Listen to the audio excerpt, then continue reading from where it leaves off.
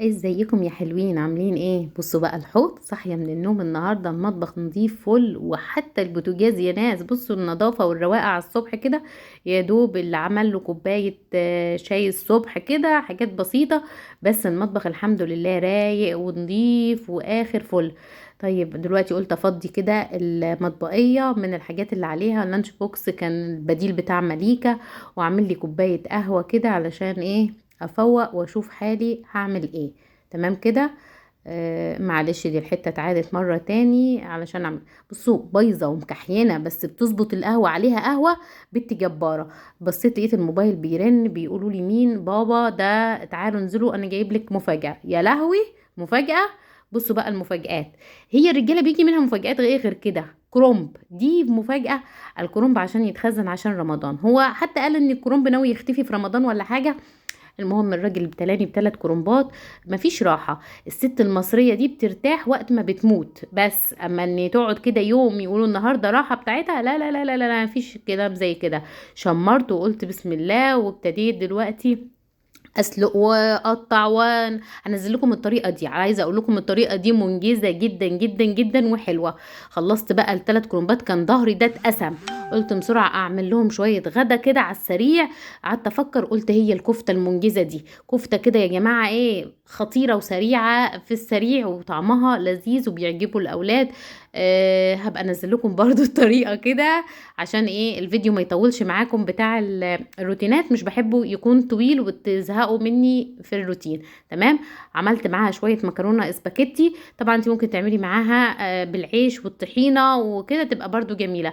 اشطف المواعين لحد ما الكفته تستوي في الفرن. انا حطيتها في الفرن كده، وقلت اشطف باقي المواعين دي. بس عايزه اقول لكم تعبانه، ظهري كان هيتقطم من كتر التعب والوجع من الكرنب والهدايا الجميله الجميله بجد اللي بيجيبوها لنا الرجاله.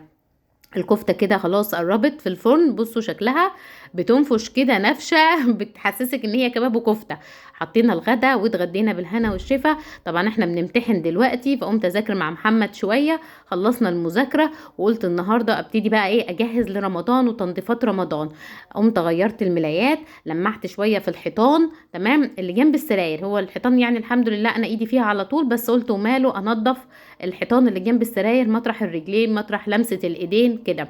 قلت اعمل شوية مفارش حلوين كده للكومودينيهات عشان تغير الشكل معايا. تمام. لمعناها تلميعة حلوة، شلنا المفرش اللي عليها، قصيت الشكل ده كده. بصوا شكله جميل قوي من المفرش. تمام. وده فانوس كانت ماما عاملهولي، شكله جميل ولايق على اوضه الولاد، رحت فرشته. هندي للاوضه كده كنسه كده سريع ونضيف، هي حلوه ونضيفه بس ايه، نمشي عليها لو فيها حاجه من مطرح دخلوا وطلعوا ننضفها. في حد سألني المكنسة دي، المكنسة عادي، مكنسة الكهرباء اللي بنضف بيها، مكنسة عادية يعني، مكنسة كهرباء، مش مكنسة مخصوص بعمل بيها السيراميك. لا المكنسة الكهرباء، لان مش بقدر اكنس بالمكنسة العادية. تمام كده. عشان عندي مشكلة والله في ظهري. تمام. ولمعت السيراميك كده تلميعة حلوة. انا زقيت الكومودينات وكل حاجة، بس ما ظهرت لكمش، ما ظهرتش ليكم. انا عدت تاني كده اللقطة دي لان كان الفيديو خلص مني. تمام. بس كده انا كان ده روتين النهارده، نضفت وروقت وخلصت باقي البيت وكده.